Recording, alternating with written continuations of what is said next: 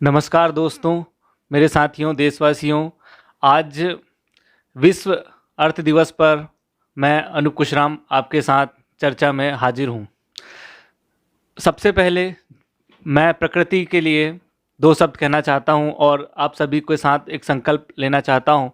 जैसे प्रकृति हमें शुद्ध वायु और ऑक्सीजन हमें देती है, उसी तरीके से हम उस बदले में प्रकृति को भी हम प्रदूषण मुक्त बनाएं और प्रकृति के साथ छेड़छाड़ ना करें। दोस्तों, आज जैसे कि इस भयावह महामारी कोरोना महामारी चल रही है पूरे देश और विश्व में, इसके लिए मैं कुछ जानकारी आपके सामने शेयर करूंगा। तो आइए बात करते हैं कोरोना महामारी के बारे में। जैसे कि कोरोना वायरस एक बहुत बड़ी फैमिली है जिसके अंतर्गत मर्स और SARS, MERS Middle East respiratory syndrome और SARS severe acute respiratory syndrome, ये बीमारी आते हैं। इनका प्रेजेंटेशन या जो लक्षण होता है वो सामान्यतः कोल्ड खांसी से संबंधित होता है, तेज बुखार और सांस लेने में दिक्कत, इस प्रकार की इसके लक्षण होते हैं। तो बात करते हैं कि कोरोना वायरस या कोविड-19 कहाँ से शुरुआत हुआ। दोस्तों, इसकी शुरुआत चाइना के एक प्रांत वुहान हुबई प्रोविंस से इसकी शुरुआत हुई। सबसे पहले हुबई वुहान से पहला केस रजिस्टर्ड हुआ दिसंबर 2019 को और उसके बाद में लगातार वहाँ पर केस बढ़ते गए और 31 दिसंबर 2019 तक वहाँ पर निमोनिया के लक्षण के रूप में ढेर सारे केस वहाँ पर दर्ज हुए, रजिस्टर्ड हुए। इसके बाद में 1 जनवरी को वहाँ पर बहुत सारे केस और निरंतर बढ़ते गए और 7 जनवरी को वहाँ पर कोरोना से पहली मौत होती है।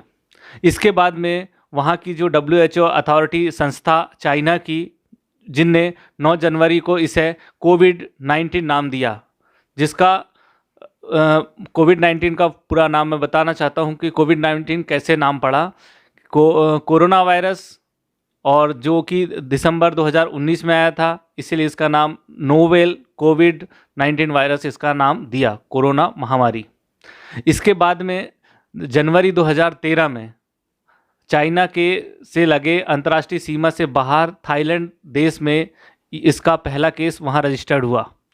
ठीक इसी तरीके से यह धीरे धीरे पूरी तरीके से यह पूरे विश्व में धीरे धीरे फैलने लगा और 30 जनवरी को 2020 को यह भारत में पहला केस रजिस्टर हुआ। यहाँ 30 जनवरी 2020 को दो बातें हुई। एक तो भारत में पहला केस रजिस्टर्ड हुआ कोविड-19 का, और WHO ने इसे पैंडेमिक मतलब पूरे विश्व में फैलने वाली संक्रामक बीमारी का इसे घोषित किया। फिर धीरे धीरे मध्य फरवरी तक यह विश्व के लगभग तमाम 122 देशों तक यह फैल चुका था। मिडिल ईस्ट में ईस्ट कंट्री में भी यह फैल चुका था और इस तरीके से कोविड-19 आज मतलब लगभग पूरे तमाम देशों में यह फैल चुका है और इसके बचाव का यही ये सलाह दी जाती है जानकारों और उसके माध्यम से कि यह संक्रामक बीमारी है, यह जंतुओं से मानव में फैलती है। इसीलिए यह संक्रामक बीमारी से बचने के लिए परस्पर हम एक दूसरे से दूरी बनाए रखें, जिसको हम सोशल डिस्टेंसिंग। और आगे चर्चा में बात करते हैं भारत देश में कोरोना महामारी फैलने की तिथि को लेकर के। सबसे पहले भारत में 30 जनवरी 2020 को पहला इन्फेक्टेड केस रजिस्टर्ड होता है और 30 जनवरी को ही WHO नोवेल कोविड-19 को पैंडेमिक मतलब वैश्विक महामारी घोषित करता है। इसके बावजूद भी तब से लेकर के पूरे फरवरी में यहाँ पर संक्रमित लोग विदेश से आते रहे और यहाँ पर कोई किसी तरीके का सरकार और ना ही देश के प्रधानमंत्री द्वारा कोई एक्शन लिया जाता है और पूरे फरवरी में देश भर में तमाम गतिविधियाँ चलती रहती हैं, राजनीतिक उठापटक चलते रहता है और 28 फरवरी को नमस्ते ट्रंप करके कार्यक्रम अहमदाबाद के सबसे बड़े स्टेडियम मोटेरा में उनका कार्यक्रम आयोजन किया जाता है, जहां पर लाखों की तादाद की भीड़ में जनता वहां पर उपस्थित होती है। और फिर 1 मार्च को धीरे धीरे 1 मार्च को यहाँ पर कोविड-19 के केस 3 से लेके 4 और पहली मौत हो जाती है इंडिया में। इसके बाद फिर 11 तारीख को प्रधानमंत्री अपना संबोधन प्रदर्शित करते हैं कि ये कोविड-19 एक गंभीर संक्रामक बीमारी है। इसको लेकर के तब से फिर यहाँ पर चर्चाएं चालू होती है और बातचीत होती है। तो जबकि आज जो भयावह स्थिति है, 20,536 समथिंग केस आज रजिस्टर्ड हो चुके हैं कोविड-19 पॉजिटिव के। चूँकि 2 महीने पहले ही इस बीमारी से चेतावनी दे दी गई थी और WHO जो वर्ल्ड हेल्थ ऑर्गेनाइजेशन संस्था है, जिसके द्वारा पहले से ही ये बता दिया जाता है 30 जनवरी 2020 को कि यह एक संक्रामक महामारी है जो वैश्विक स्तर पर फैल चुकी है।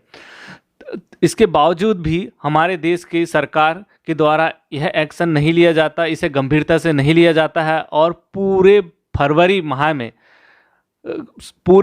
माह में विभिन्न प्रकार के कार्यक्रम विभिन्न राज्य के मुख्यमंत्रियां और सरकार के द्वारा तरह तरह के आयोजन किए जाते हैं। भीड़ के माध्यम से एक दूसरे से इस बीमारी का संक्रमण का किसी तरीके से कोई रोकथाम का कोई प्लान नहीं बनाया जाता है। जब केस बढ़ने लगते हैं और लोगों की जान जाने लगती है, इसके बाद में इस देश के सरकार चेतती है और फिर 22 मार्च को लॉकडाउन घोषित करती है, और वो भी सडन लॉकडाउन। 22 मार्च को जनता कर्फ्यू होता है, 23 तारीख से सडन लॉकडाउन कर दिया जाता है। और इस तमाम सरकार के अचानक लिए गए एक्शन से अफरा तफरी सी मच जाती है पूरे देश में। और इस देश में अमीर तो ठीक है, यहाँ देश के गरीब और मज़दूर लोग दूर दराज में अपने मजदूरी करने के लिए जाते हैं और वहाँ से वापस आने के लिए उनके पास ना तो किसी प्रकार का साधन होता है और ये ना ही किसी प्रकार की सरकार के द्वारा मदद की जाती है। जो जहाँ पर रह रहा है उनको वहीं पर भोजन के नाम पे पैकेटें दी जाती हैं, वो भी एक दिन मिला दूसरे दिन नहीं मिला। इस तरीके की स्थिति लगातार चलते रहती है। तो अगर सटीक कदम सरकार के द्वारा उठाया गया होता फरवरी माह में ही, जो लोग विदेश से आकर के यहाँ पर देश में घुस रहे हैं उनको वहीं रोक करके उनको क्वारंटाइन किया जाता, उनको आइसोलेटेड किया जाता, उनके टेस्ट किए जाते, तो शायद यह बीमारी इतनी गंभीरता से यहाँ पर हमारे देश भारत में फैलती नहीं। और जिसकी आज ये भयावह दृष्टि ये है कि 500 से ऊपर लोगों की जानें गई हैं और ये केस जो 21,000 के आसपास पहुँच रहा है आज की कंडीशन में। तो मैं और दूसरी बात मैं ये कहना चाहता हूँ सरकार के ऊपर कि जो आज लगभग बहुत तेज़ी से फैल रही है, यहाँ की जो मीडिया है वो मीडिया सिर्फ सरकार के पहलुओं को दिखाती है और जो दूसरी पहलू हैं उनको बिल्कुल पूरी तरीके से उन पर पर्दा डाले रखी हुई है। देश की जो मीडिया है, जिसको देश का चौथा स्तंभ कहा जाता है, यह आज तक सिर्फ प्रधानमंत्री के या सरकार की वाहवाही को दिखाता है, लेकिन जो दूसरी तरफ जो दूसरा पहलू है, जो देश की जनता है वो कितनी परेशान है और जो भुखमरी से जो मौतें हुई है उनके बारे में बिल्कुल भी प्रचार और पब्लिश नहीं किया जाता है, ना ही उनके बारे में कोई चर्चा होती है। लगातार यह सुनने में आया जाता है और ये देखा जा रहा है कि भुखमरी से कितने बच्चों ने और कितनी माताएं बहनों ने जान दे दी हैं, लेकिन इसके बारे में सरकार और ना ही देश की मीडिया उनको प्रचारित करती है। सीधे सीधे यहाँ पर मैं सवाल यह भी उठाता हूं कि हमारे देश में दो तरीके की लाइन खींच करके दो तरीके की राजनीति की जा रही है। एक तो यह कि अमीरी और गरीबी। अमीर लोग बड़े आराम से अपने जीवन जीने के साधन संसाधन जुटा पा रहा है और ठीक उसी तरह गरीब व्यक्ति दिन भर के खाने के लिए 2 वक्त की रोटी के लिए संघर्ष करता हुआ नजर आ रहा है। ठीक उसी तरह अमीर व्यक्ति अपने बच्चों को लाने के लिए सरकार से गुहार लगाए और सरकार से मिल कर के दूसरे राज्यों से बसों के माध्यम से उनको अपने घर और वहाँ पर लेके आ रहा है। ठीक उसी तरीके से जो मजदूर फंसे हुए हैं, गरीब तबके के वर्ग के लोग जो आज भी अपने घर जाने के लिए संघर्षरत हैं, ना ही उनकी सरकार सुन रही है, ना ही उनकी मीडिया सुन रही है। बस उन्हें खाने के नाम पर पैकेट दिया जाता है और उनकी व्यथा और उनकी पीड़ा को समझने के लिए कोई भी व्यक्ति सामने नहीं आता है। दूसरी तरफ इसके बावजूद भी देश में जो घटनाएं चल रही हैं वो राजनीतिक चल रही हैं। कि भगवान के नाम पर कभी कभी लोग बाग अपने धर्म का प्रचार प्रसार करते हैं, अपने धर्म अपने फायदे के लिए लोगों को लड़वा रहे हैं। बिल्कुल ठीक उसी तरीके से जो हिंदुस्तान और पाकिस्तान के बीच जो सद्भाव और जो लड़ाई का माहौल पैदा है, ठीक उसी तरीके से भारत देश के अंदर भी आज हिंदू मुस्लिम के नाम पर, मॉब लिंचिंग के नाम पर तमाम घटनाएं घटती जा रही हैं।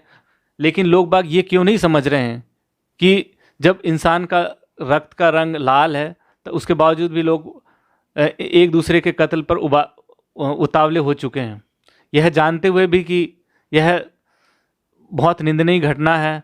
चाहे वो किसी भी तबके किसी भी समुदाय का व्यक्ति हो, लेकिन कत्ल तो इंसान का हो रहा है, इंसानियत की हो रही है। लोग बाग इसके बावजूद भी एक दूसरे पर आरोप प्रत्यारोप लगाते हैं कि वो हिंदू है, वो मुसलमान है।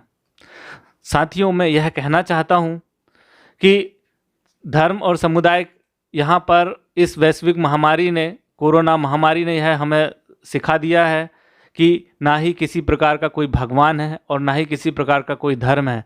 यह सिर्फ हम मनुष्यों द्वारा बनाया गया, हम अपने फ़ायदे के लिए बनाया गया तंत्र है, जिसमें हम लोग एक दूसरे को मतलब डरा धमका करके मतलब हम धर्म को उस पर थोपते हैं, जबकि ऐसी कोई धर्म नाम की कोई चीज़ ही नहीं है, ना ही ऐसा कोई भगवान है। जो अगर भगवान होता है तो वो आज हमें इस कोरोना महामारी से जो असंख्य लोग मर रहे हैं उनको उनके सामने खड़ा होता और उनसे लड़ करके हमको बचाता। तो सीधी सी बात यह है दोस्तों कि जो कुछ भी है आज विज्ञान है। जैसे कि हम बात करते हैं कि यह विज्ञान की देन है, जिसकी वजह से लोग टेस्ट करवा रहे हैं, और ये टेस्ट विज्ञान की देन है, जिनकी विज्ञान की खोज है, जो तमाम वैज्ञानिकों ने खोज किया है, जिनके कठोर परिश्रम का माध्यम वो है। यहाँ से काट देना यार इसको, शॉर्ट करो, खत्म करो जल्दी से, हाँ। बहुत ज्यादा लंबा कीजिए, कोई नहीं देखेगा। देख लेना वहाँ बीच में फिर और थोड़ा सा 2 मिनट।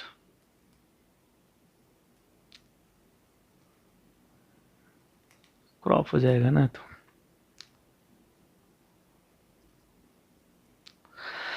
तो दोस्तों, मैं आप सभी से निवेदन और विनती करना चाहूँगा कि हम धर्म के नाम पर, भगवान के नाम पर ना लड़ें, और एक जैसे कि भारत देश के संविधान में लिखा है कि हमारा देश एकता का प्रतीक है, हमें इसी सौहार्दपूर्ण रूप से एकता कायम रखनी हमारे देश में, जो कि हमारे देश में अनेकता में एकता की मिसाल के रूप में जाना जाता है देश विदेश में। क्यों ना हम आज से इस कोरोना ने जो सीख दी है हमें कि यहाँ पर ना ही कोई धर्म है और ना ही कोई भगवान है, जो कुछ है तो वो इंसान है, और वो इंसान भगवान इंसान के रूप में एक डॉक्टर है जो पूरी तरीके से यहाँ पर लड़ रहा है और वह लोगों की सेवा कर रहा है। तो सबसे बड़ा धर्म और सबसे बड़ा भगवान यहाँ के इंसान हैं और उनके कर्तव्य हैं।